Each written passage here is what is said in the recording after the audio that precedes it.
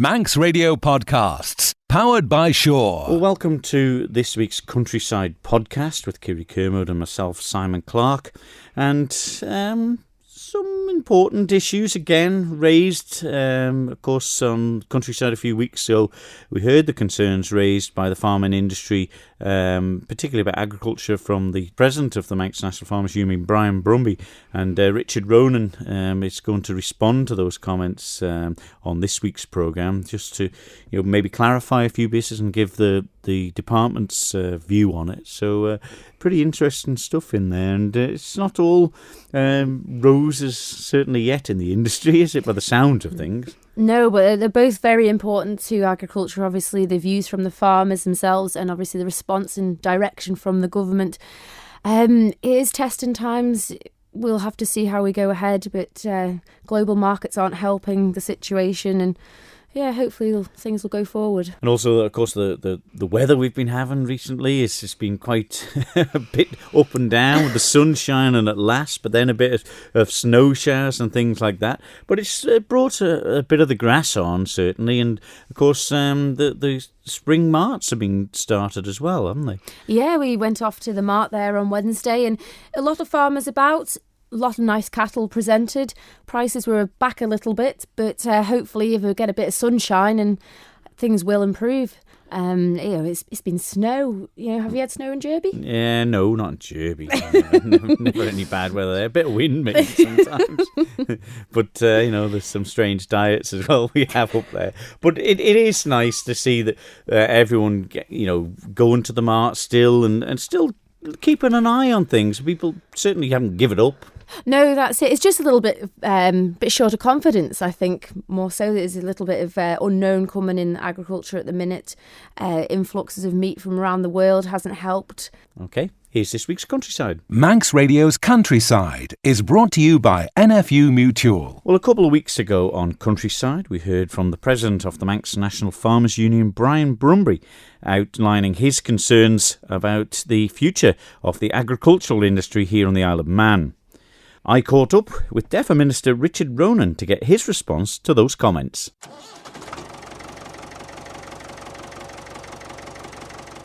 Let's be clear, I fully understand the concerns of the agriculture industry. I always have, and this is why, I've been sort of keen to sort of drive through some sort of changes and some form of new way of thinking, and, with the support of the agriculture industry, which I have. Let's be clear as well, we all understand that, the world commodity prices are low at the minute.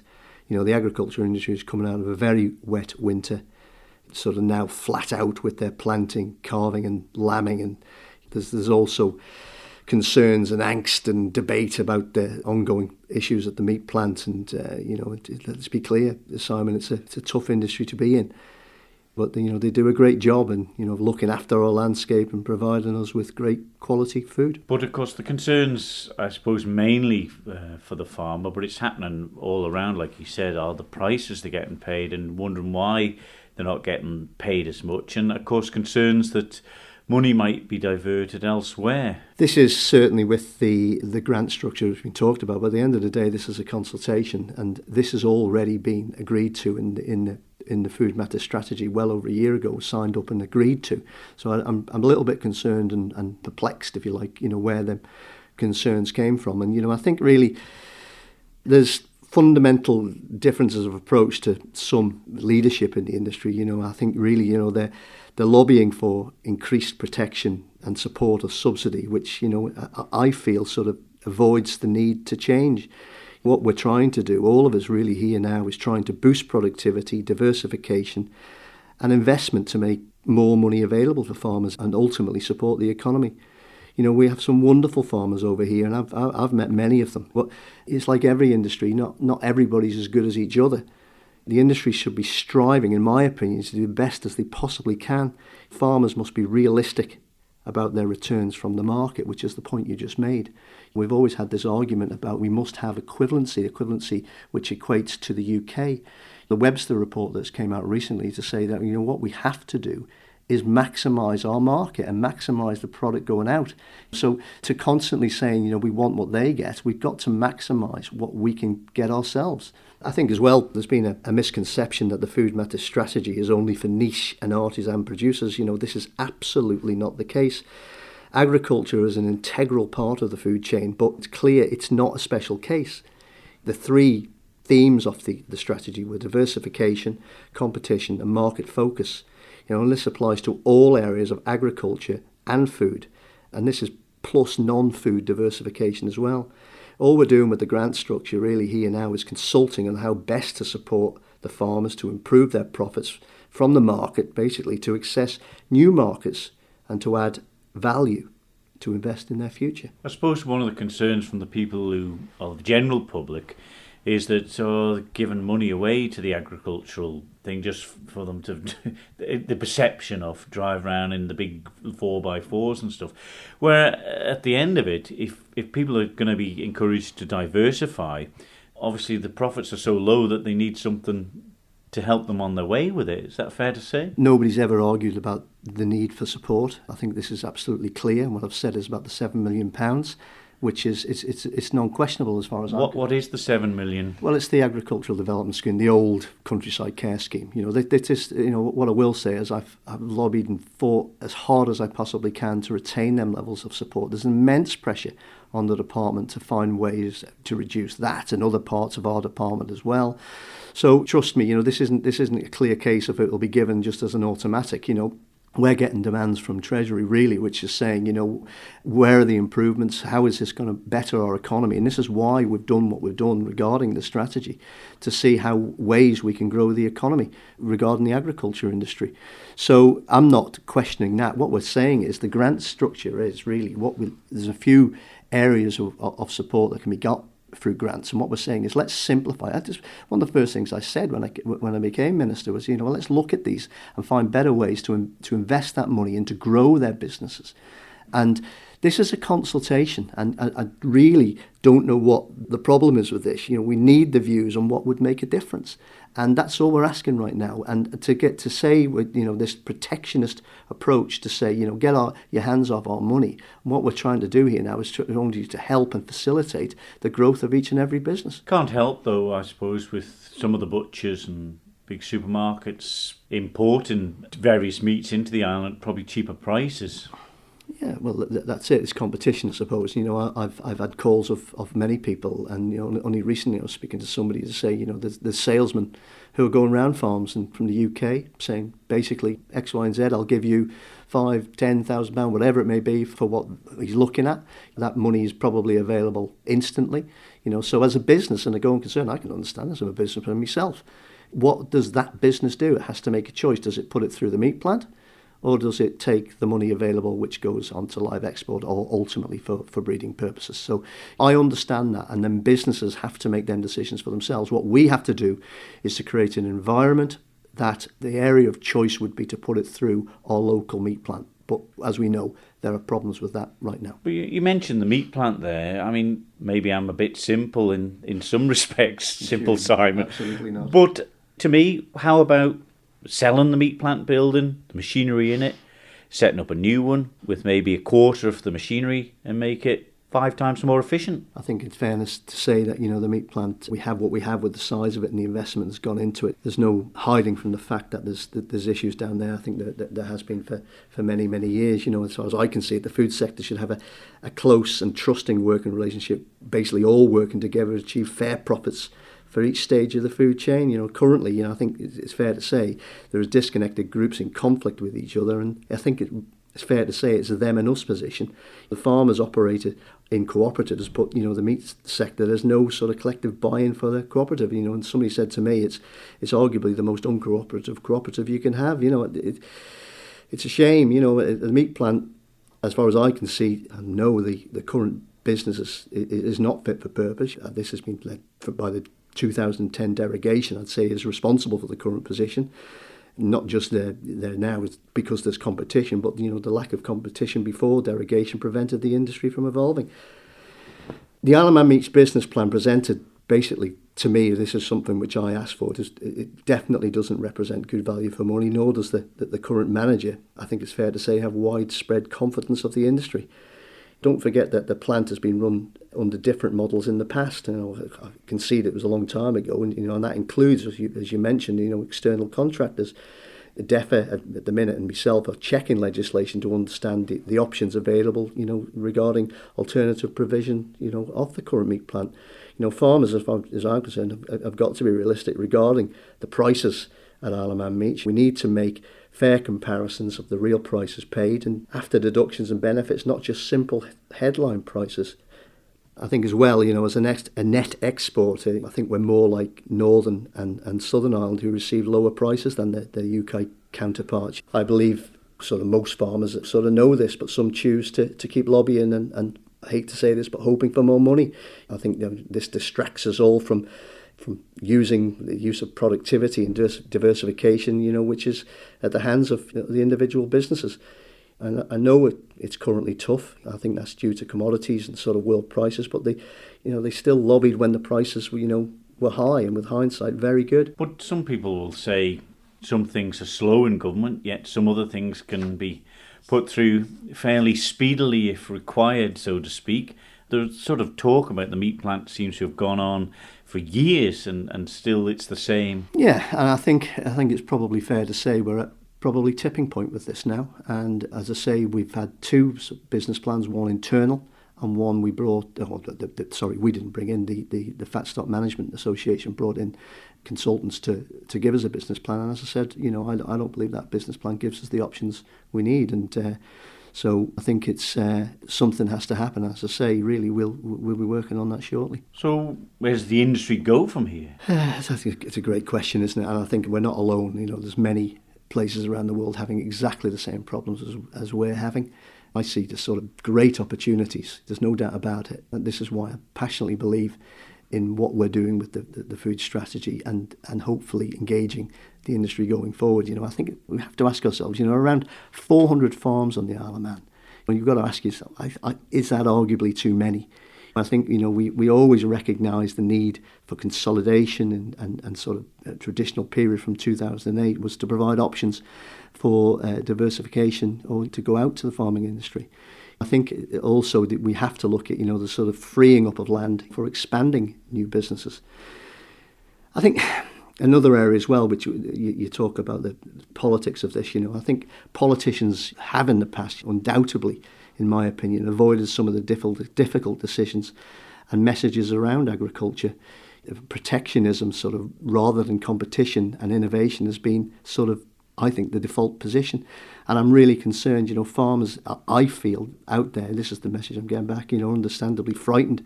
The challenge, what we have is in the status quo, but it's their livelihood, it's their businesses, it goes back generations, I understand that. But we have to change. There's no doubt about it. Can we keep the levels of support up, which the industry needs right now? But it has to demonstrate it has the ability to change. I think as well, Sam, what I was saying, I have to touch on sort of certainly the comments that were made. We're very grateful for the industry support, what was achieved, which was a wonderful achievement, for UNESCO status, which provides massive marketing opportunities for the food sector going forward. But I was disappointed and I think I can quite clearly say shocked by the comments from the MFU suggesting that failure to support farmers will affect our biosphere status. Trying to leverage financial support by threatening this island-wide accolade is definitely short-sighted and very disappointing. There is much to gain from us working together, and this accolade to grow the food sector, tourism and other industries, and the ink was barely dry on that document, and that was disappointing. There's no doubt about it that the agriculture industry play a huge part in this, but let's not use it as a tool to try and leave more money. This is an opportunity for the industry to acknowledge what natural treasures we have over here. This is what I've always said. We're just not very good at extracting this. It's not just the agriculture industry. This is right across the board. The Isle of Man, it needs to be more responsive. It needs to be better at marketing itself. We're sitting on a jewel here, and let's market it the best way we can.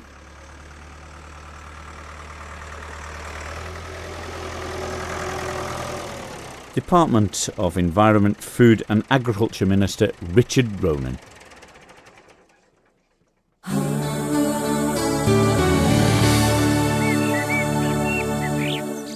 Manx Radio's Countryside is brought to you by NFU Mutual. Guild is over for another year, Kiri.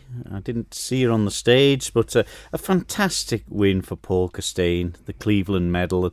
All his years of trying, all the trials and tribulations we heard beforehand with cows and calves getting stuck and things, and not the ideal preparation, but, you know, it couldn't have gone to a nicer fella, and I'm sure John Kennick is one man who will be certainly proud that Paul Costain has finally won that Cleveland medal. It's a super event, and sometimes you can even hear Paul singing on the farm, practicing away. We had a young vet student with us, and he said, "Oh yes, Paul does sing at home. We thought it was only a joke, but that's how he practices." Yeah, and I suppose it's the perfect time, isn't it? Because, you know, a lot of people found like plants, aren't they? They have a chat with the cows as well while they're milking. I know a lot of dairy farmers that have a chat with them. And I suppose it's like the one man and his dog, the sheepdog. My brother had the sheepdog for years, and you just see them walking off together, and you could see his lips moving. There was no one else Best around. friends. Yeah, telling all the trials and tribulations, isn't it? But it's wonderful that the history that the Guild has got with a lot of people involved in the Isle of Man countryside, isn't it? It really is. Lots of farming folk take part, and they go every year, and it's a great platform for any, I suppose, school children to get started singing, to go into acting and drama and all the things that come with it later in life. But it gives you great confidence as well, and yeah, it's really well supported by the farming community. Yeah. Any of the Kermode family ever been in for the Cleveland medal? No, my mother should have continued singing. She's very good, and Noel from the Friary has always tried to encourage her, but she's chickened out so far, but there's always time. Yeah, and obviously Peter Quayle, memories of the Farmers Quartet as well in the past, and I think you met up with Peter this week, didn't you? Yes, I went along to the spring mart to see how things were going in the farming community, and they were having their first sale of the year. And of course, Peter's the auctioneer, and I had a chat with him to see how things were going. So, Peter, it's the first main mart of the spring. 30 plus beef cattle, a few dairy crosses. How do you think it went today? A bit concerned. We always thought it might be a slow start, the way the weather's been. It's been a difficult winter. It's been so wet right through, but just this last week, we're the 27th of March today, which it's so cold and bits of snow on the hills. Grass has been very slow, so for people to buy and then to be able to turn straight out, it's just maybe hopefully in another few days' time when things warm up and get the grass growing, and there'll be a bit more demand. But it's a long winter, isn't it? You know, it's been a very wet winter, like you said, and with snow being around, there's still a lot of cattle in. The long winters are very costly. People have bought stock in the back end that they've still got inside, and they're turning them out now. But the cattle today, they seemed a little less in price than they should be this time of year. Like you say, it's a very expensive time keeping them through the winter. It takes a lot of work, commitment, and expensive. So when people do buy them in the autumn as younger off the cows, then hopefully they're going to grow on and be at a decent size, ready to go out in the spring and jump with the grass. But it just hasn't happened so far. But we're hoping maybe the next week or so things will improve. The prices in the UK and the world prices are not helping. We find it difficult when our farmers are expected to meet such high welfare standards and farm assurance standards, and then beef from Australia and Argentina and other countries that we had known nothing about their welfare standards, and yet the supermarkets are happy to pay a lower price for them and use that as a yardstick to pay prices for Manx and British beef. It's a long road. It seems to be going down that way. The global market seems to be influxing into Britain. You know, how does the Manx farmer cope with this? Because we've obviously got the cost of the ferry and, you know, the import and exports of materials. You know, how do you see the farmers coping over here? They're always optimistic. Fine weather and the grass makes things improve. But to try and compete with other countries it's just making it a lot more difficult than it used to be. The meat plant is supposedly getting their act together and giving the farmers a better price from that, but it's still not good enough to, when it doesn't compare with other countries when we have such higher costs. So it's a bit of an trepidation and anxiety maybe looking forward. We always try to be optimistic, but it's only so long that people can continue to try and hold out and hope things will improve when sometimes they've got worse. today's cattle, most of those were bought by a gentleman that would export on a regular basis. Do you think this helps local economy? We need the exporters around the ringside to keep the price decent. Some of the best cattle are exported. Some of the Manx buyers during the autumn, they were our best buyers, and nearly all those cattle stayed on the island. I don't think there's room to keep all the stock on the island, so it does bring new money in, but we always need to have one eye on the meat plants to supply our local needs and make sure that that's always met and the good quality is always readily available. And how do you see the summertime coming? There's plenty of cattle entered for sale here at Central Marts. I wouldn't say plenty. We've got a few coming each week for a few weeks, but it's always quiet in the springtime. The autumn is the busy time when the calves are weaned, and we hope that there will be that continual trade.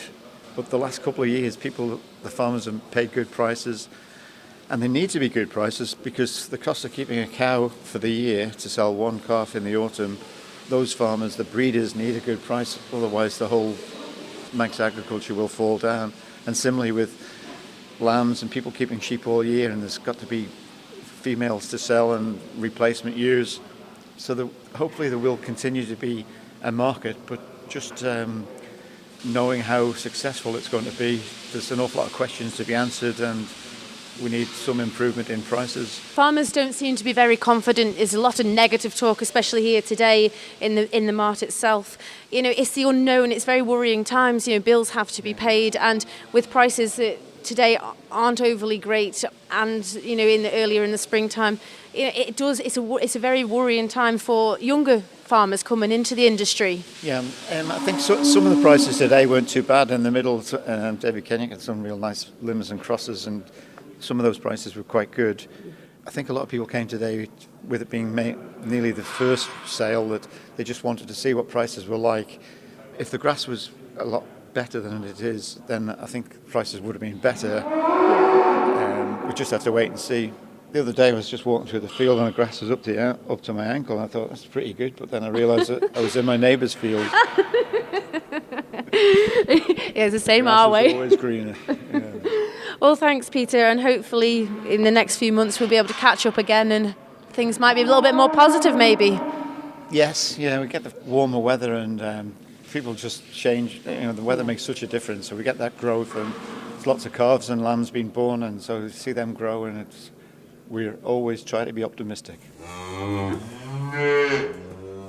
That was Peter Quayle from Central Marts. Well, was there a lot of livestock there at the mart? There was good quality livestock there. There was a right cross-section of cattle from dairy stock to full beef stock, and there was a lot of people around. And there wasn't very much confidence in the buying, but it's only early days yet, so hopefully it'll pick up as spring comes on and the sun comes out. It would help.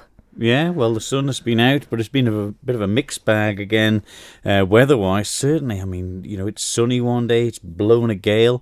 There was snow on the hills, and last week when I come over the Slough, it was snowing as well. So it's pretty difficult conditions because obviously people have been planting potatoes and seeds and all sorts of things at this time of year, haven't they, in the crops? It's a very slow spring, and it's really starting to show. Some of the stock have gone out, and they haven't blossomed. They've gone backwards, if anything.